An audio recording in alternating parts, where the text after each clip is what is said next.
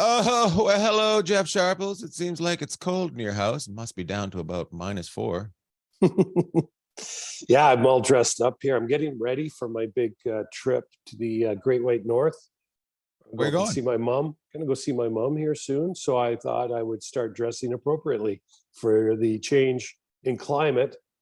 Are you headed to Terrace? Yeah, I'm going to head up there. Yep. When?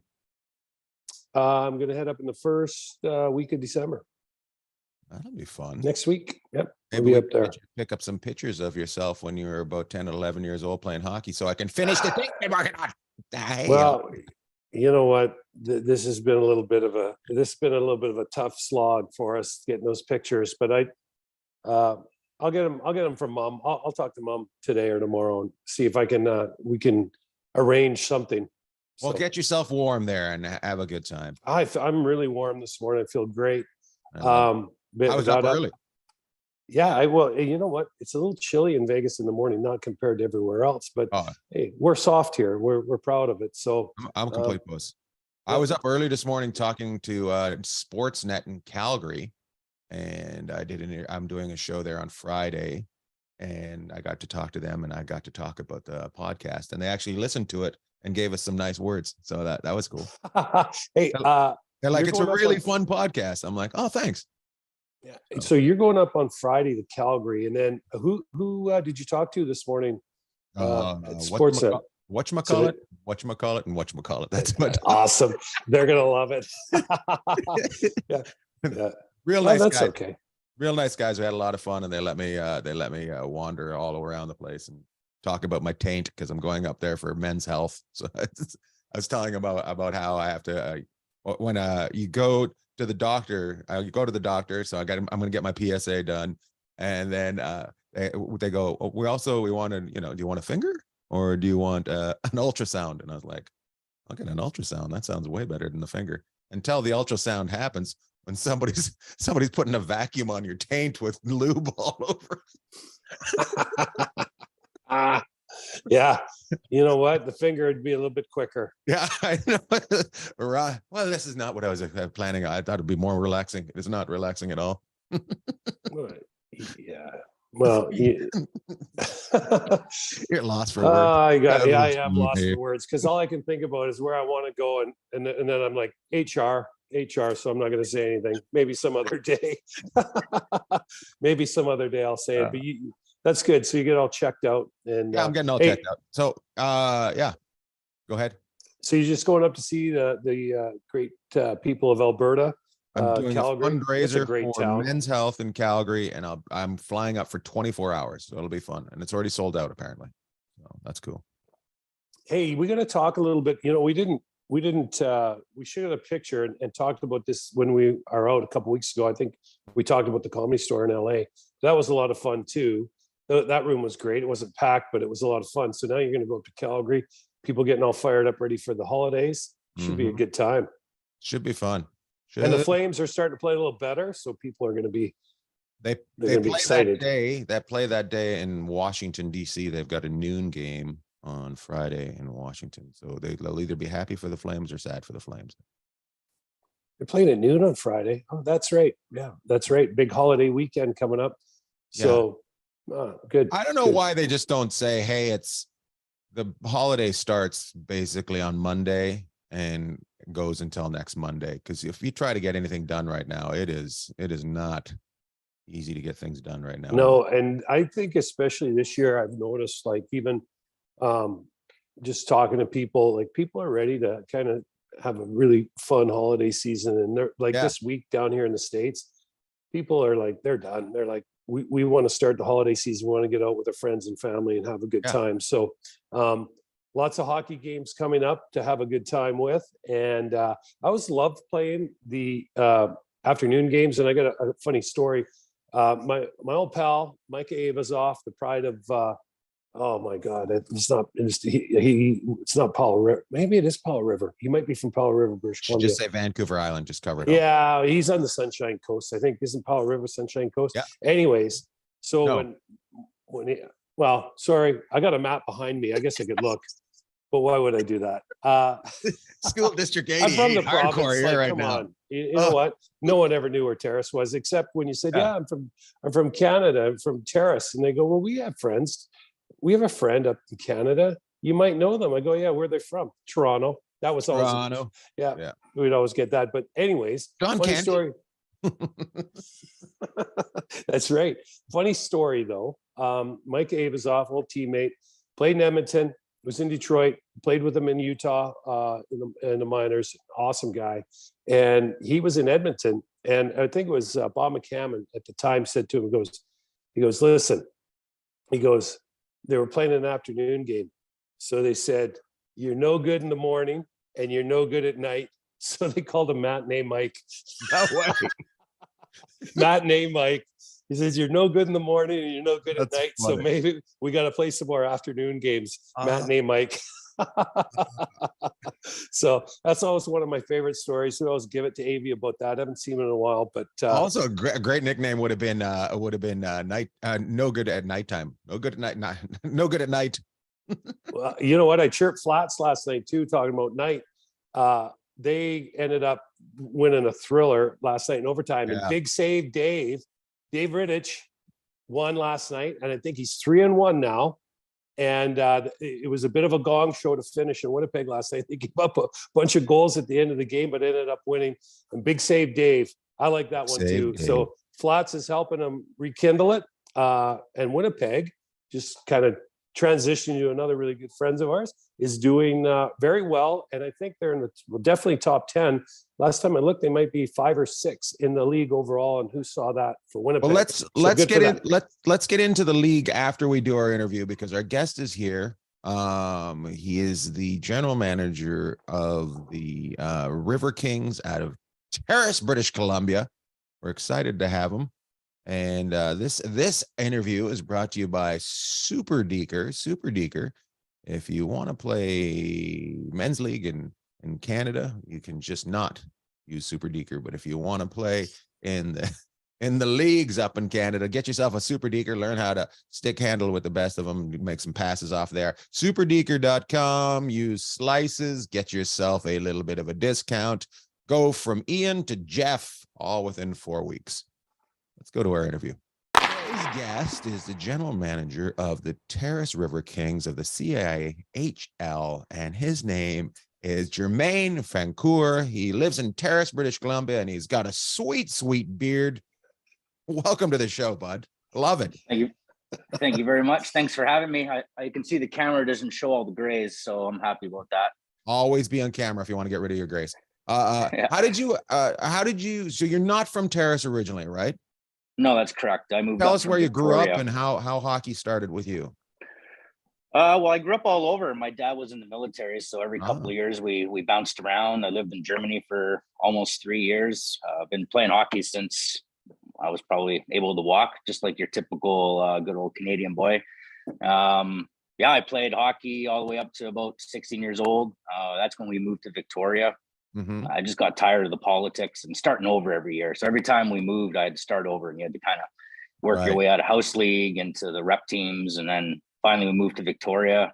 Victoria didn't seem like a hockey town, so that was a good time for me to, I guess, retire. I like it. When you first said get out of politics, I was like, Victoria is a weird town to get out of politics. That's where no politics happens. So I love that. So, and how did you end up in Terrace, British Columbia? So I'm a golf professional, and about 12 years ago, the job lined up for the Skeena Valley Golf Course. So I applied and was lucky enough to get it. So I run the golf course 12 months of the year, but mostly obviously in the summer. And yeah, that's what essentially brought me to Terrace, was the golf course. Let's put an advertisement in for the Terrace Golf Course, because it is one of the most beautiful golf courses in the world. Looking at that rock wall while you're hitting the ball is pretty awesome. And hearing guys shoot guns at the bottom of it, yeah, this is pretty good. But do you guys have, let's stop right there. Do you guys have many tournaments up there or anything? Yeah, we have a men's open, ladies open. There's a couples event. We run our men's league, ladies leagues. So we're from April till September. We're pretty busy every weekend. We got to start something where we bring people up and do some sort of hockey thing, podcasts, golf, raise money for the team, for the kids in Terrace, and give some advertisement to the River Kings. We got to do that. We got to come up with something. Jeff, Germaine, Ian, we got to do it. Absolutely. Oh, I love it. I love it. Okay, so now you're in Terrace, you're running the golf course, so you're cock of the walk. Everybody loves you. Uh, Uh, well, I don't know about that, but 50 yeah. 50. Yeah. Did you have the beard when you first started there, or is this a Terrace thing? No, that's probably about a 5-year cycle now. I trim it once a month. You can't tell, but yeah, I've Very had it for about impressive. 5 years. So I went from, city boy to northern boy over 12 years. That's right. You are in. I gotta say, this is the best facial hair that we've had on the show, and I can't remember anybody rivaling that kind of beard or facial hair. So it's very impressive. Neither of us Scott could do Darling. that. Scott Darling had a good beard, but I'm going to be Yeah, honest this with you. This is kind of yeah, kicks Scott's butt. Yeah. yeah. Um, Scott's he's got to pick up his game. So Yeah. Germaine's And it's, way in front.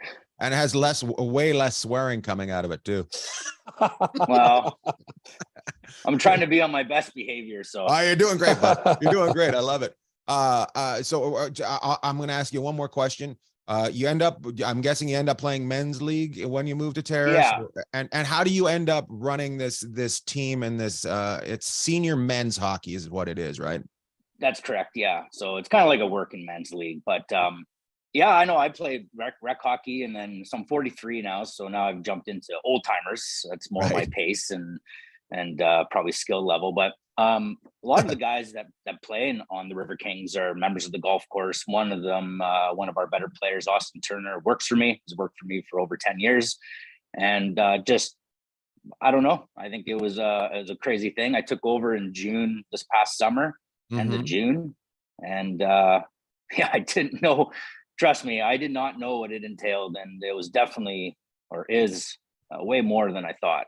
Well, Jeff, you were going to ask a question, but Yeah. So I guess the question is, Germaine, is a lot of people there's people that understand different levels of hockey. The senior men's hockey, you guys have been the team in Terrace has had a lot of success over the years, but the CHIL, or sorry, CIHL, how, I guess the question is, so you got approached to be a part of it.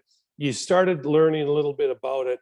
I guess the question that I have, and I'd like to know the learning on the job part, but how do you guys go about getting your players? And like you said, it's a working league. So kind of maybe explain that to everybody. How do you get your players?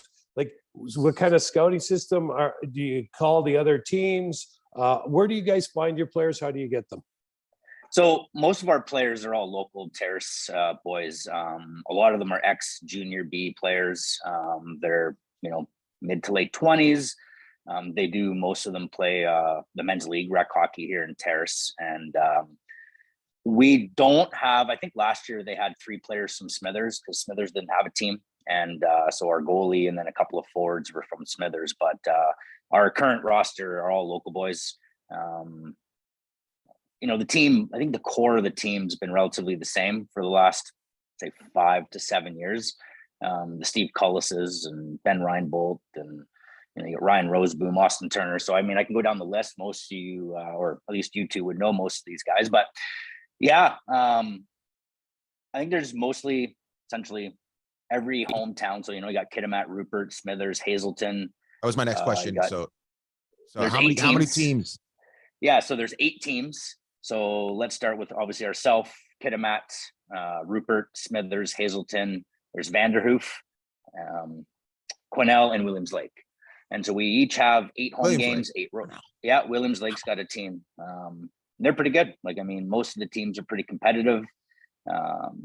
Again, I think most teams have their core year to year. It's a lot more difficult for us to get players from out of town because there's really, other than us, there's nothing really close by. Right. Whereas in, I think Vanderhoof, with Prince George, for those that don't play, let's say on the Cougars or some of their top end junior teams there, they have an opportunity to either go to Quesnel, which is about an hour away, or Williams Lake, a couple hours, or Vanderhoof, right? So our core are mostly Terraceites, right? How many guys did you have? How many guys did you have come out to the tryouts? Well, I'd say between 20 and 25. Our roster, so how this works in our league is you can card players. And so you can card up to 50 something players, and you have until, I want to say, let's say January 10th or 17th, I'll double check, to cut your roster down to 28 moving forward. To qualify for the playoffs, each carded player has to play 4 games or they don't qualify for the playoffs. That way you don't just have, let's say, who you have on your team for the regular season, and then all of a sudden just stack up your roster with whomever. With guys that come home. Yeah. So you can card any player that's an amateur. So I think if you were a ex-pro, you'd have to wait 2 years before, let's say, you could play in the CI. But yeah, so our tryouts this year were a little, probably a lot less or weaker than previous years, just because when I took over, I didn't realize. So I took over to call it June 26th. And I guess the deadline with the city of Terrace is July 15th to book your ice.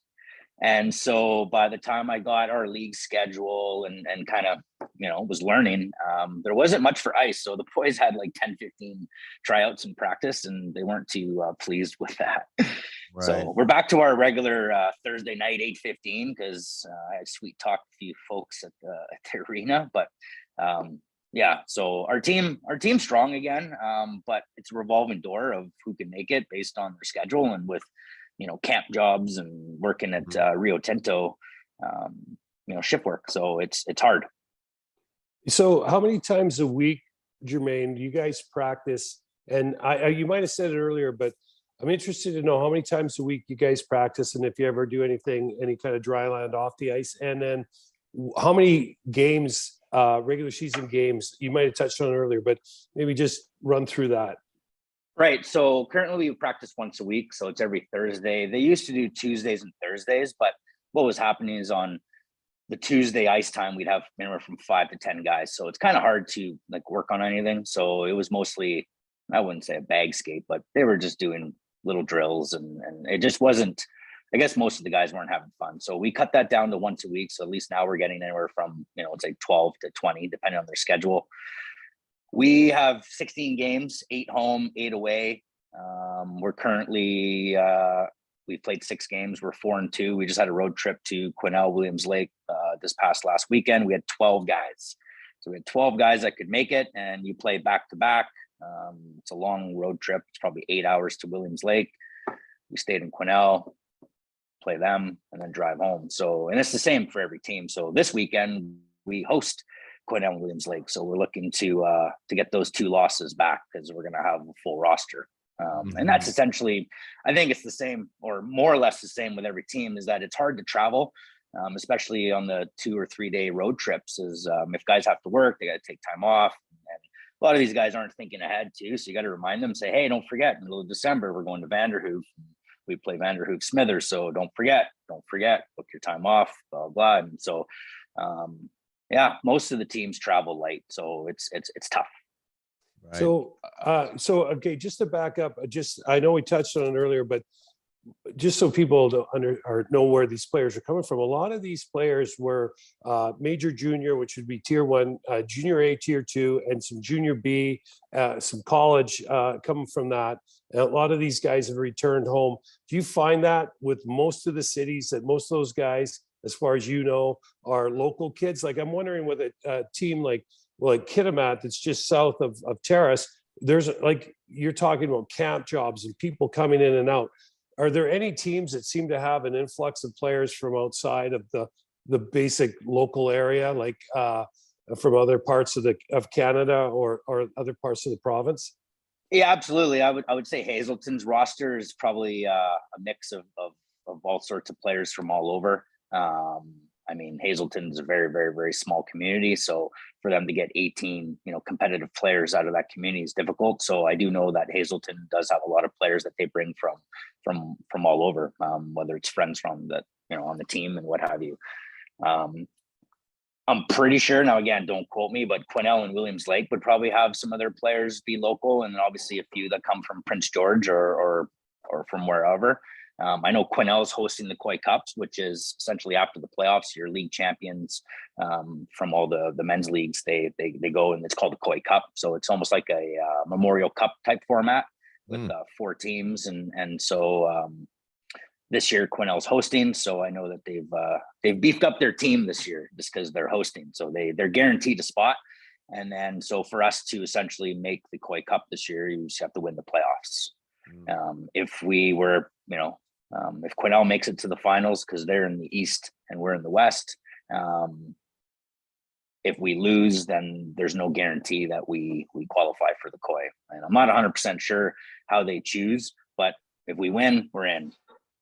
Interesting. Where did so to make up the Koi Cup, just so to kind of gives the people that, a lot of people might not even know there was a CIHL, we're in Australia, so they might, we're big in Australia. Germaine, We're number 5 in Australia. So, yeah, we're number 5. So they might not know that much about CIHL, but so just kind of, you got the West and the Eastern Division. So you've kind of run through the teams that you guys play, but where do the other teams come from?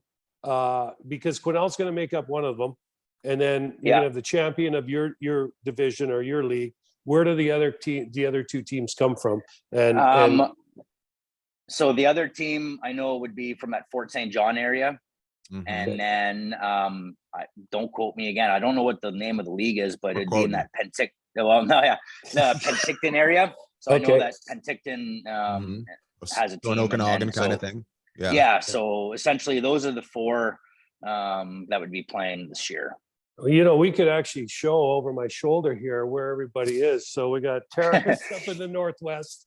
We got Fort St. John up over here, and then the Okanagan's down here. So when you show them where they're show them, Jeff, where they're ending up. Show them where Quesnel is. Oh, Quesnel is? Okay. Yeah. Quesnel is, he's on the ground.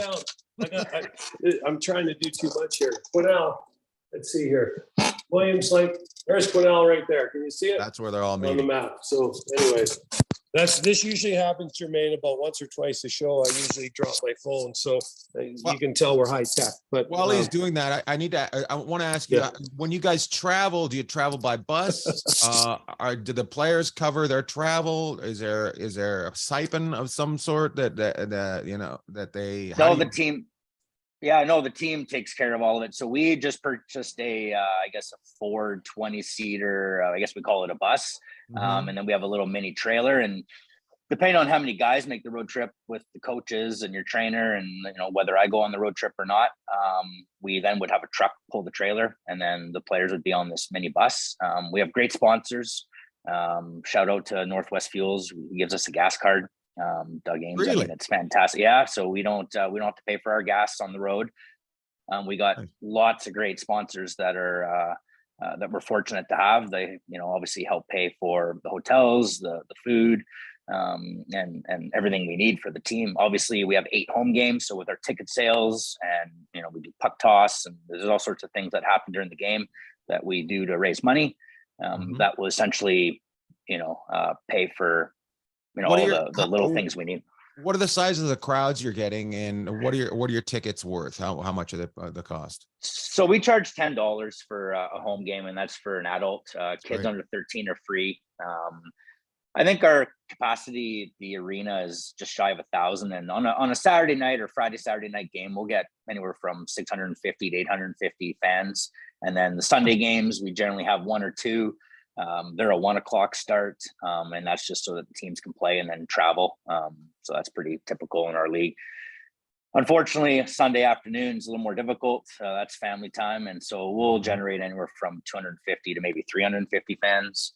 And so we try to be creative on what we do for certain games to try to entice fans. Like, for example, in December, we have a home game on the 17th. We're going to do a teddy bear toss after one of the River Kings, or first River Kings goal.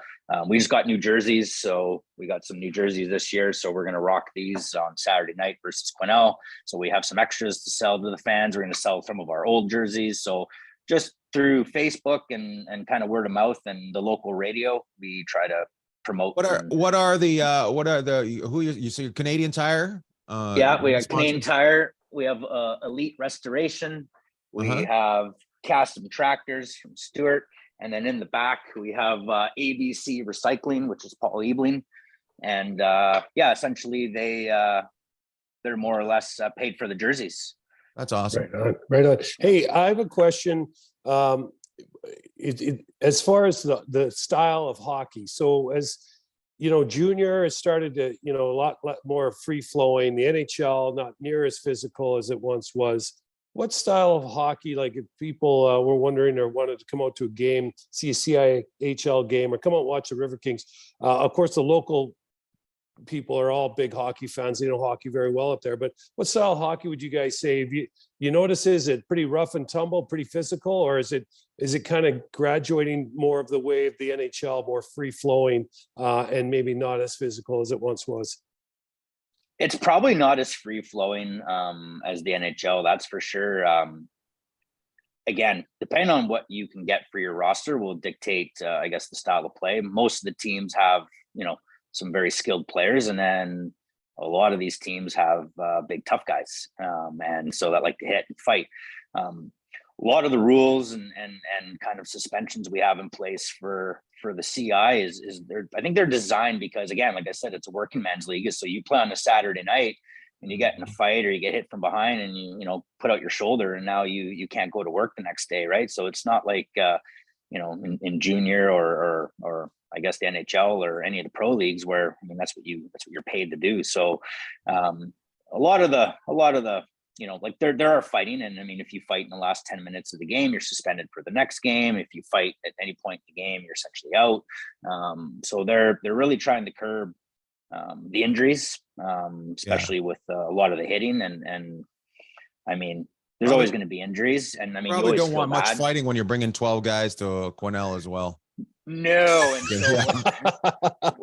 so speaking of those two games, so we had a good roster. But when you have 12 guys, as soon as you take a penalty, you're done, right? The guys are gassed, and so right. We played our Saturday night game against Williams Lake, and they had probably like 18 skaters. 18. Come on, that's a lot. And so they were rolling their lines. There were probably guys that didn't see the ice, and no way. we were in some trouble. We took some penalties early, a couple of quick goals. We were down 7-1, I think 2 minutes into the second. And you could tell like the guys were having, like, it wasn't much fun. And then they battled back. All of a sudden it was 8-6 after 2. And, boys were pretty pumped in the locker room. And then what was happening is some of their players were, they're being physical and they're just trying to wear you down, which we would probably do the same thing. Right.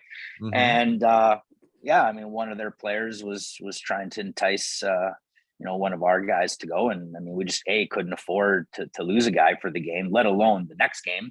Mm-hmm. And so we lose that game 10-7, which, it is what it is. And then we have a 1:00 game in Quesnel, and we're up 3-0 after 1. We're up 4-3 after 2. And same thing, like just having some issues with penalties. And then we just kind of ran out of gas, and it was a great game. The boys battled. It's hard, and it'd be no different than when we hosted Vanderhoof, I think 2 weeks prior. They had 11 skaters, and I think we won like 7-1. And the third period, it was no different than us. You just kind of, let's be honest, only 27 people live in Vanderhoof. The fact that they got 11 out is pretty impressive. Well, I think they got players from Prince George, and I want to say Fort St. James has players, so they kind of mix them up a bit. But no, it's decent hockey. There's lots of goals, there's fights, there's lots of hits. Definitely lots of goals. Good to score. The numbers you're giving us are very impressive. Yeah. Yeah, no, it's pretty good hockey, and it's just, you just don't want to see anyone get hurt, because that they got to go to work the next day, and depending on what kind of line of job or work they do, they're gonna have to take time off, and that could be financially costly for them, right? So you never want to see anyone get hurt. So hopefully do the players get paid at all? No, well, not on our team, that's for sure. So right, no, yeah, they play. We pay them in beers after the game, and we feed them after the game, and I think they play for the love of hockey, right? Right. That's great. Who's your coach? Who do you have coaching there, and what's his background? So Derek Drista, I don't know if you know him, but he used to play on the River Kings for several years, and Steve Turner, who's been involved with Steve Turner. Yeah. Oh yeah. So so those are the two coaches this year. They've been doing great, and like I said, the team's looking pretty good. And we're 4-2, which I don't think anyone's happy about that, but we play Quesnel Williams Lake Saturday, Sunday, so we're looking for redemption, and hopefully they show up with 12 or 13 guys like we did. Yeah. But no, it should be good. I think the only difference with them is when they travel, they play 3 in a row, which is Oh which is boy. tough because it's so costly for them to drive here and with hotels. So it's one big road trip. So they'll play Kitimat, Rupert, and then us. And so they play Friday, Saturday, Sunday. So that's a big road trip for them. So it's definitely not easy. They do it every year. How do you guys like, who determines the schedule? Like, because So it that would seems be, like whoever gets the Friday, Saturday games are the money games. So I'm sure you're vying for those games, right? yeah, absolutely. No one really wants a Sunday game, but when you do back-to-backs, you have no choice. So we have 2 Sunday games out of our 8 home games. I think most of the teams have anywhere from 1 to 2 Sunday games. They try to even it out. The league takes care of the scheduling. They come out with like 3 different drafts. So I think our first draft came out, and then I got to go book ice time. So it's not like, the rink's just empty and we just let them know. I mean, there's minor hockey tournaments. There's all sorts of things happening, with every rep team from U13, U15, and so forth. So what happens, there'll be certain events that are like blacked out where I can't get ice. And so then you go back to the league, say, hey, this night or this night doesn't work for us. And then they come up with a second draft. And so this happens about 3 different times. And then after about the third time, if there's like a conflict with one of the games, then they try to just let you organize that with the team and then let them know. So you would look at the schedule, saying, okay, well, this doesn't work for us. You guys don't play next weekend, neither do we. So can we just move it to that? And you just try to organize it with the teams. So we had issues with actually next Saturday, the 26th here, we had issues getting that ice. But the problem is I couldn't deal with Quesnel. They can't change their road trip.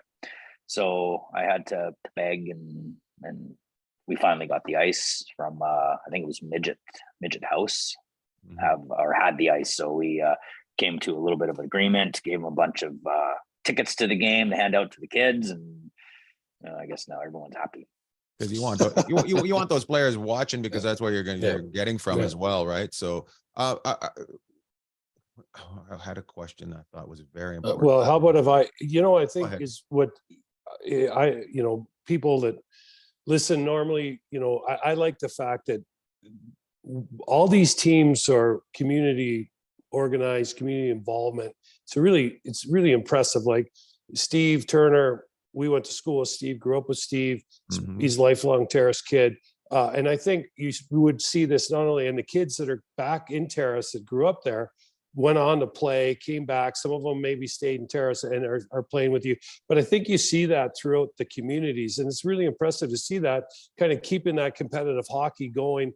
And then also, like Ian says, going out to watch, the young kids going out to watch you guys play. Because when we grew up, the Terrace Centennials were there and Junior B. And we loved going to the Centennial games, and it motivated and was very entertaining for us as kids. And I think the overarching theme here is, they, like Ian always likes to say, it takes a village, but in the hockey community in Terrace and Vanderhoof and Prince George or Williams Lake, that's what makes hockey so special, is you have the people that are there still playing and still giving back and enjoying it, because obviously these guys aren't making anything, so they love the game. And but it's also huge. Good.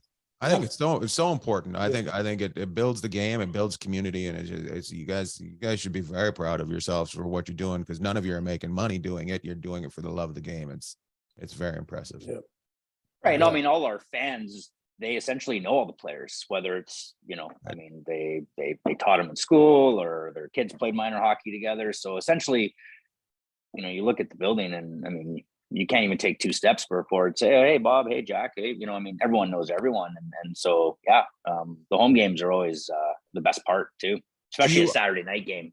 Do you put the games, do you advertise, not advertise, do you play them on the internet or anything? Do you do anything like that? Yeah. So there's a company that God, this is embarrassing.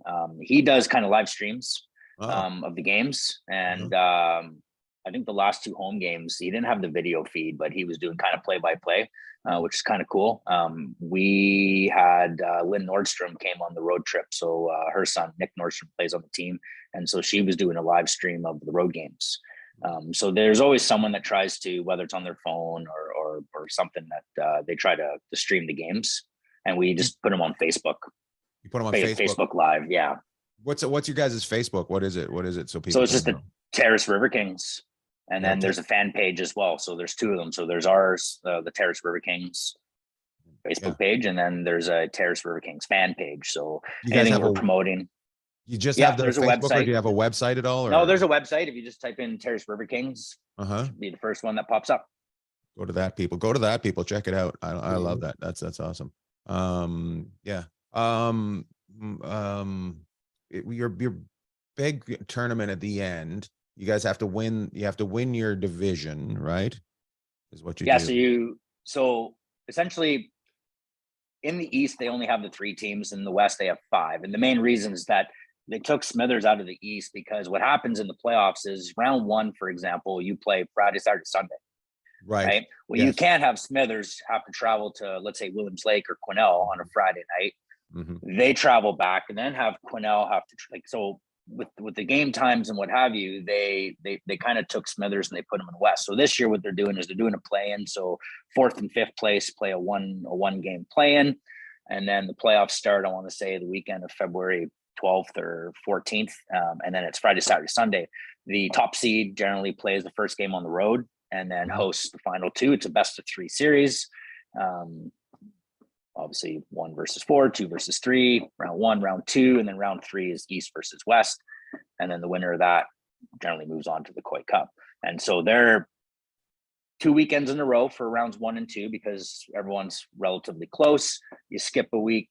They play the first game on the road, which would be generally Vanderhoof, Quesnel, or Williams Lake, would either come to Terrace, or Terrace would go that way. Or when I say Terrace, I'm just assuming we're in the finals. And then they skip a week, and then they do the final, like the games 2 and 3 if necessary, because of the travel, right? I mean, like our last road trip was $6,000 for 3 days, right? So that's a lot of coin for a team like us. So again, thanks to all our sponsors, and again, a big shout out. And I know I haven't done it yet, but sure, I might be the face or the general manager, but we have numerous volunteers that do a lot of the stuff that I don't have to deal with, especially for all our home games. Without them, I mean, essentially we don't have games, and without our sponsors, well, we obviously don't have a team. So huge shout out to our volunteers. And then Terrace Minor Hockey, they generally send a team, one of the rep teams normally, to do our games, and they take care of 50-50, and they have their players running around. Oh. Yeah, we do 50-50, but we let so minor hockey gets the funds from 50-50, because they're bringing, talking about gambling, 10, so they're on us right now. No, but they bring a 12 parents or so, then you have all the kids, and most of the kids are running around selling the 50-50. We do puck toss, all that kind of stuff. So we pay them a little bit, and then they get the funds from the 50-50. So it's like their fundraiser for their rep teams. So it's kind of working with Terrace Minor Hockey to run the games. And essentially, without Terrace Minor Hockey, without our volunteers and sponsors, we don't have a team, and we don't play hockey. This is pretty great. So, hey, Germaine, so I have 2 questions for you, 2-parter. One is the number one thing that when you took over as a GM, that you were like, you can give it either the biggest, like, wow, I can't believe I'm doing this, as far as you didn't realize that some of the stuff you were dealing with, or the biggest enjoyment you get out of it. And you can answer any way you want there. And then second part of that question is, who's the River Kings, and maybe you can answer this one first, who's the River Kings' biggest rival? Like, who's the one you guys circle when they come to town? Well, let's start with that one. It'd probably be Rupert. I know that over the years, a lot of those games have gone to overtime. They're 1-goal games. Historically, we've come out on top, so they're definitely the team, here in the West that we look forward to playing. There's always great crowds, especially when we go to Rupert. They sell out almost every game, and so they have I think smaller attendance capacity than we do, but there's no empty seats. So I know when we go there, we play them in January. We have a back-to-back, so home and home. We have a Friday, Saturday home and home with Rupert. So that'll be super exciting. as for your first question, I think there was a lot of, wow, I can't believe I'm doing this, because like you think, okay, you just book some ice and you pick some players and you got some volunteers and you just go. But there's just so much. Like, I mean, essentially I feel like, I mean, it's probably sad to say, but it's like you're running a mini, NHL team with all the, like, everything, right? So it's feeding the players, it's hotels, organizing all the sponsors. I mean, there's a lot. And so one of the things I wanted to do when we took over this year was get new jerseys, right? So the boys have had the same jerseys for probably the last, 5-6 years.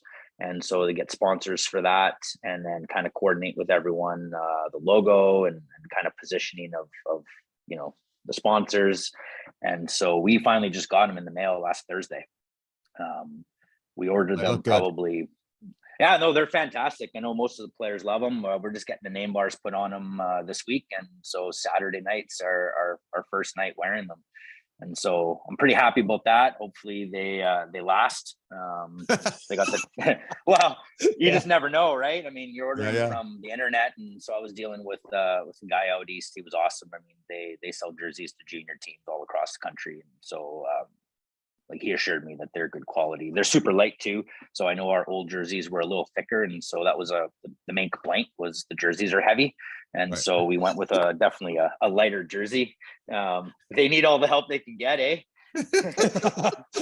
Well, you need jerseys are too heavy. We're losing. Well, when you gotta, when you're sweating out the beer, so they gotta be breathable. Yeah, absolutely. That's awesome. I love that you said it's kind of like a mini NHL team. I think it's so crazy that this league's been going on for at least 12 years. At least. Oh no, the River Kings have been going on probably for 30 plus years. No, really? Oh yeah, absolutely. There's guys that are in their 50s that played on the River Kings when they were wrong with being in your 50s. I had no idea that it had been around that long, but the fact that they were able to keep it going, and with it's kind of like Slapshot. You guys are kind of keeping things going, you're like, and who owns the team is my question. Who does own the team? So no one owns the team. It's a nonprofit. So I know back in the day, there were some private entities that kind of the old mayor of Telstra is probably getting money off it. That's why. I don't know. Using as a tax write-off. We're a nonprofit, so they've registered with the Societies Act, and so the Terrace River Kings is a non-for-profit hockey team. Love it. So no one. I actually don't know. I don't know if anyone owns the league. It might just be no different than. Actually, you know what? No, that's not true. Someone must own it, but I don't know. Unless the entire league's a nonprofit as well, because we don't pay a stipend. I think we have to pay for insurance and like you pay league fees, but I mean they're not very high, so I don't know really what that money is used for other than potentially their website. But we pay for our own refs, we pay for our own ice. So each home team's responsible for all that, right? So that's interesting. You pay for the refs. Do you use local refs, or do you have to bring them in from out of town? Is it you use the Kitimat refs for your games? And they're random. I think the furthest we'll get refs to come in from would be Smithers, just because you have to pay for travel, and so it would be just far too costly to bring in refs from Prince George. And so we do have a few local refs. They got to be qualified. So is there a certain level they have to be at? Yeah, absolutely. So we'll have refs from Kitimat, Smithers, obviously Terrace, and I'm not too sure about Rupert. And then what happens too is if we're playing a home game on a Saturday night, and so is Rupert, so they have to kind of figure out for travel costs, right? So I want to say our first home game, we had two guys from Smithers play our linesmen, sorry. So they lined our games. We had one from Kitimat and I think one from Terrace, and then the Rupert game had the others essentially from Terrace. And so if let's say Terrace River Kings had the local boys, then your fee is your fee, and then Rupert would have had to pay like a crazy amount for these guys, let's say from from Smithers to travel, right? Because you pay based on kilometers as well, over and above. So they tried to make it as fair as possible. So there'll be some games where, it'll cost you anywhere from, say $400 or $500 to $800-900 to run your game, right? So it really depends. I believe Tyler Noble's in charge of kind of organizing all the refs, and so we show up to the game and go to the room and hand them their little card to fill out, and after the second intermission we go in and we pay the refs. After the second intermission, that's awesome. Yeah, you pay the refs. That's pretty. Hey, you pay the refs off. Cash. Awesome. Here you go. Make them win, boys. Make them win. Yeah, I know. It's. How do you find, Germaine, the camaraderie, or like in your position, working with the other general managers and the coaches and around the league? How do you find the relationship, especially with the 8 teams that you guys are directly involved with every year? Or the 7 other teams, I guess, you're involved with. So the 7 other teams, I believe their GMs were from previous years. So they had been in the league for a long time. So I was new. We had numerous group emails. We had a Zoom meeting, and this was all done in the summer months to come up with different ideas. They were talking about playoff schedule and all that kind of stuff. We were also talking about implementing extra fines or suspensions over and above Hockey Canada's guidelines to just try to curb a lot of guys just running around trying to hurt guys because they don't per se care as much because they might only play 2 or 3 games because they work in camp. But no, so there was a lot of dialogue leading up to the season, and now that the season started, it's other than the odd email to just go over a few things league wide, whether it's a suspension, whether it's a decision on something for next year.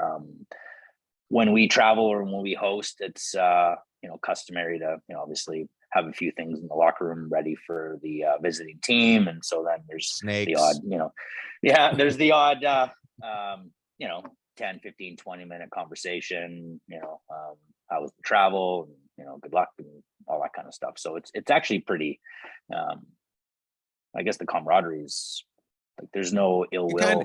Essentially, you guys would all be headed towards the same direction. I'm sure there's one guy that's always kind of spins off the button. For you, basically all got the same thing you're headed for. So it's always, Yeah, I mean, the main thing we talked about at the beginning of the year was not having guys get hurt and having certain guys run around, and so we wanted to kind of really. Have you guys had that?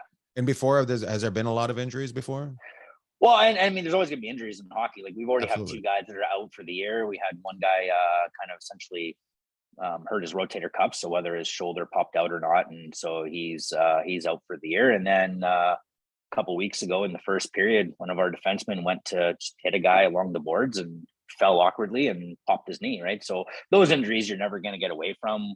I think what we generally were talking about were guys that were running around headhunting and essentially like purposely trying to hit guys from behind or hurt guys, and so we were trying to take that out of the game in our league, but not the day. You guys try to police yourselves, or are you like, hey, if we have that guy on your team, let's either figure him out or get rid of him? Do you guys? Well, I mean, hockey is hockey. I mean, you're always gonna police yourself, but again, there's only so much you can do. I mean, again, you fight in the last 10 minutes of the game, you're automatically suspended for the next game. If you have multiple misconduct, so those are your 10 minutes, you automatic suspension. So I mean, you can't really, what can you do to police yourself, right? Or police the game? I mean, you can go out and you play good hard hockey. Like so much. I mean, there's only so much you can do. And I mean, it's not about running around and trying to get even or get back at someone. Is just play good, hard hockey. And it's about, getting the 2 points. I mean, if you win, there you go. That's how you get back at them. So no, I don't see the league having issues with that. People running around trying to police. I mean, because there are rules in place to prevent guys from running around and trying to do things. I think it's great. But my real question is, what kind of discount do we get at the golf course if we come see you? Wow, you boys are celebrities, so celebrities. they generally they get hefty discounts, Oh, right? I like it. We'll accept that. I didn't say what, but yeah, Yeah. that could be arranged. Once you see us swing a golf club, you might ask us to leave. So, but I'm pretty sure anybody watching this one now, celebrities. yeah, we just think their asses. Yeah, these guys are idiots. Jeff, any other questions? We've got to let them get going. No, thanks, Germaine. I really appreciate the insight into what you do and what, I think it's important for people to see that Terrace and these are small communities that are keeping the game alive, and just like people did when Ian and I grew up there. And it's really important what you do. And thanks for taking time to come on and share the River Kings with us. No, it's my pleasure. Thank you very much. Somebody's stealing a Porsche next door. Yeah. And if you guys are in town, maybe check our schedule and look me up, and we'll get you some tickets to the game. Awesome. Love that. Yeah, absolutely. And if you make it down this area, make sure you look us up so we can say hi to you, because it was a pleasure having you on, and best of luck this year. We expect you guys to go to Vanderhoof and take not to Quinnell, right? Quinnell. Go to Quinnell. Well, and take that koi cup. What is the koi cup, by the way? Before we go, is it just a big goldfish? No, it's an actual trophy. But what is it? What's it named after? Oh, see, why are you asking me these tough questions? Right? You're supposed to give me a list of questions ahead of the pod so that I can reduce the research.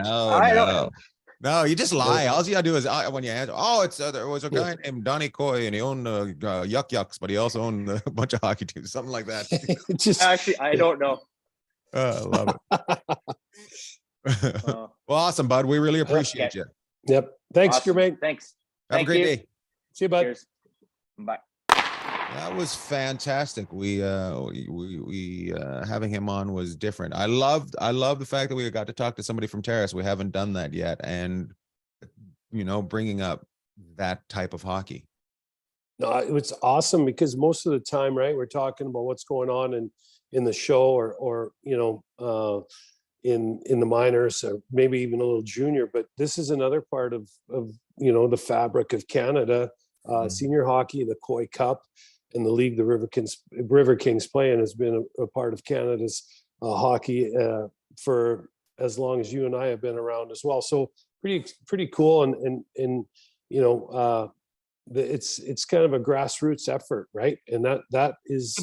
I think that was the biggest thing that would impress me is how many people are volunteering their time, and you forget way up there, the little kids don't get to go to the Canucks games. They don't get to go to the junior games, and these kind of games mean a lot to the community. And I was thinking about that too. Like we talk about, like in Vegas here, we talk about in LA, these big American cities, and even the big Canadian cities, Calgary, Vancouver, where there's access and resources. Mm-hmm. We grew up with one sheet of ice in Terrace. Now they have two. Prince Rupert, I think, only has one. I'm not kidding about it. I don't know if they still have two or not, but there's yeah. So you would think that in these communities, the hockey's such a big deal in Canada, they'd have all this access, but they don't, and the resources. And this is a huge deal because, like you said, the kids in Vancouver or even in the Okanagan or the bigger centers around British Columbia and in Canada have way more opportunity. I mean, just for the kids up north and the River Kings to go play a game, it's, other than going to Kitimat, there's a lot involved. Whereas in Calgary or Vancouver, you drive an hour, you could play multiple teams. In Terrace, you drive an hour, and the only place you're going to get to is Kitimat, right? Smithers is 2+. Rupert's over an hour. So Smithers, you're not going to, yeah. So I mean, logistics is a huge part of this. So these senior men's teams are it's great because you're right. Those kids, you and I, we grew up going to watch the Centennials. They were a junior team, but still same kind of premise. When they say for the love of the game, that's what those guys are. That's because they love the game still. So yeah. That's awesome. It was good. Let's just talk real quick around the league. Vancouver last night gets up by 2, decides to lose. Yeah, that was a great game to watch. I mean, it was a good not game. great. it was great, but you knew it was going to be devastating for one of those two teams, the way Vancouver and Vegas went at it. One of the most exciting second halves of a game, the second and third period, especially third period, were nuts. You know, I was thinking it's the best of times. It was the worst of times. A tale of two cities, tale of two teams. Vegas, things are, you know, really rolling for them this year. On the way up, yeah. Yeah, and things are rolling the other way for Vancouver. You score 4 goals at home, that should be more than enough, right? In today's NHL. It's funny you say that. When I was watching Saturday night's games, there was 4 games with the winner had 6 goals. Yeah, the goals are out. Everybody they talk about we want more goals, and then when it starts happening, everybody's like, well, what about defense? You know, well, the thing is if the NHL played like this, like, you know, Vancouver and Vegas did, all through the playoffs, it would be unbelievable. But, you know, they always blame the refs for it, but when they get into the playoff time, guys bear down on pucks and bear down on going through guys a lot more than they do in the regular season. And but yeah, I mean, like last night, Winnipeg had to pull it out. They were up, and then you know, they had was it 3 goals scored against them, and they had to pull it out in overtime. So that is what is exciting. That's what's going to get people to tune in. I feel bad. We grew up Canucks fans. I feel bad what's going on in Vancouver, because I really like Bruce Boudreau, and I like a lot of their players. Demko's just not having the kind of year that he is known for in the past, but they still have enough horse to get themselves in the race. In Vancouver, yeah, their D is a work in progress, but yeah, I don't know, but the league is exciting this year, and a lot of multi-goal comebacks. That game in the last night's game in Dallas was a nail biter, and yeah, also Winnipeg. It's great. No. Nothing really sticking out from around the league. No, I mean, I'm sure there's something that we're glossing over. Well, there is one thing that's sticking out. New Jersey setting a record, 13 wins in a row. It's incredible. Like, and if you watch them play, it's all cylinders, right? And you know, they're running on all cylinders. But I love them. I love them. Sorry, Lindy. That's it. They're New Jersey, I know, but that's so New York, so East Coast. I love it. They're apologizing. They're calling fire Lindy, Lindy Ruff after 2 games or 3 games, and then now they're like, sorry, Lindy, the Devils fan. So that's kind of fun. Yeah, it's fun. Toronto's still kind of up and down. Toronto and the center of the universe in Canada. Kind of up and down. Ottawa's struggling. Yeah, they're here tomorrow night. The Ottawa's in Vegas tomorrow night. Vegas looks like they're on the way up again. Ottawa, they started off so well. I don't know what's going on there. And then these Toronto fans, I think last time I looked, Toronto was 10-5-1. And you know, it's one of those things where it's never going to be good enough. And yeah, it's unfortunate. So they're talking about Hextall's looking to make a trade in Pittsburgh. Who do you think's leaving? Who do you think they should get? I'm wondering if anything's coming towards Vancouver. Well, you know, who are you going to trade? I mean, you're going to trade Letang or Crosby or Malkin? No, you wouldn't think they would. So why, if the way it's going, why not? Well, do you think they're more of a end of the year rental player? No, I don't. I guess you never say never, because, you know, after Gretzky got traded, there's all bets are off, right? But maybe you're looking at more like a guy like a Gensel or a Rust, right? Or one of their D-men. Though, like Gensel and Rust are really nice complementary pieces. Zucker is a Vegas kid, right? Maybe a guy like him. But look on your shot. But when he did the was it Zucker that did the for Yammer? Did he? Yeah. But Yager did a video. I loved it. It was fantastic. But work on your shot. It's not hard enough. I don't know. I mean, they might be looking to do something in Pittsburgh, but there's a lot to like about that team. Just not a lot to like about the way they're playing. There's so much runway left. That's the problem with everybody panicking right now. There is so much runway left. Well, and who are you going to make a trade with? Like, you know what I mean? You are really limited because most of the teams are right up against the cap. Plus, the teams that aren't up against the cap, are they offering or do they have what you think you need? So as we get going past the holiday season here, I think you might see a trade or two, and then as the second half heats up, then you know you're going to see teams like if Vancouver doesn't get it in gear, I would think, you know, and teams like that in the new year, you'll start to see some changes. But and people are like, well, why don't they fire the coach? Well, in Vancouver, if they fire the coach, then they're going to pay 3 head coaches because they're still paying Travis Green, Boudreau, who's been great, but it's been a rough start. Okay, they'd be paying him, and then whoever they brought in to replace him. So, you know, revenues are not, I don't think, back to where they were post-COVID or pre-COVID, sorry, but yeah, like you got to find someone to trade, and you just can't fire everybody. Owners did not buy these teams to lose money.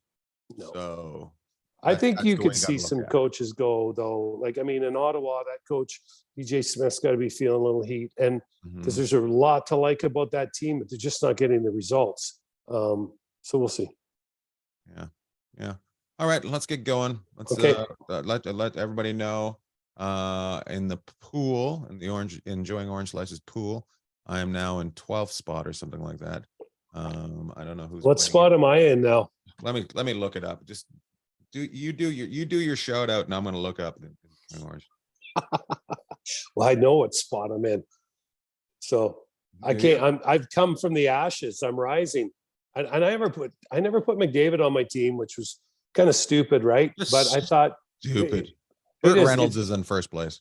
Okay, hopefully he wins with that name, but I didn't put McDavid on my team. I love McDavid. You know, I could have been a front runner, put him on there, but I'm trying to win with a few lesser lights. Here it goes. I'm going to read it down. It goes Burt Reynolds, Kitwanga Kid. That's a great name. Mad Paris, which is Brian, our producer. He's third place. Hockey Playaz. He's in fourth place. Parkside Plugs. Sharp Slices. Shades Baggers. CFTK 590. Torch. Jagermeister. Bag of Oranges. 11. The Contingent. River King 74. Got Stuff. Putting on the Ritz. Desi Dreamers. Burnt Toast. Glass of 73 Merlot. Marlowe. Snorting Lanes. Krutov's Helmet. Philip McCracken. Tuck Avenue All-Stars, Ryan Ice, Running Onion, Skeena Bag, that's my parents, Birds, Big Wish, Twisty, Jets, Angus, and Slapshot, who apparently did not try at all, is in last place. What place is Cam Miller in? What's his name? What? Oh, he didn't make it in, right? Oh, yeah. You know what he's in? You know what place he's in? He's in the Western Conference. He put all his money on Columbus. He put out talked about that. I'm going to win the Western I'm going to win the Western Conference with Columbus. Yeah. Well, I got a couple shout outs this week. One, I mean, how can you not shout out the River Kings and guys like Germaine? So little shout out to all our people up in Terrace and the River Kings, and people support them and volunteering. There's nothing better that you can do in life than volunteer. And so congrats to them and on what they got going on up there. And another shout out to CFM, and I'll let Ian say what CFM means. Our friend Chris Meyer, who we're going to put his picture up. Where's his picture, Ian? Right there. There's his picture. There's his picture. So I was playing golf with him the other day. It was bad enough we had to be in the same cart together, and he hits a hole-in-one, 129 yards, 14th hole at Royal in Las Vegas. First hole-in-one I ever seen, and first hole-in-one CFM ever has made. In the background, there's Busky. In that picture, Busky boy. And we're going to have Busky on soon, Rod Buskus. There you go, Busky boy. Yeah, we'll get Busky in there. We'll get a shout out for Busky too. He's going to host Thanksgiving, U.S. Thanksgiving this week. Yep. So very nice. Yeah, bring the Gong Show in. Bring all the dogs. Bring Cab. I'm going to Calgary on Friday. Oh, that's right. You're going to Calgary. Yeah, that happened. I'm doing San Diego. If you're in San Diego, I'm doing Escondido on Wednesday night, 2 shows. Big comedy night is happening. Is becoming the night before Thanksgiving. People are doing multiple shows on that night. People are getting out. because as we talked about before, people are coming in earlier, they're hanging out with their family, they need a little time out, they need to escape. Wednesday, boom, Thanksgiving on Thursday. I'm going to give a shout out to Bretta Palzer. His grandfather passed away this week. Mr. I can't remember if he's an Palzer or if he's his mom's. 102 years old. 102 years old, passed away this week and was still with it. And he was driving, I think, until maybe a year ago or something like that. That's a Mr. great McFadden, shift. Mr. McFadden, he is on his mom's side, but that is yeah, just 102 years and he's still with it. It's just hats off. Cheers. So loved all. Love to all.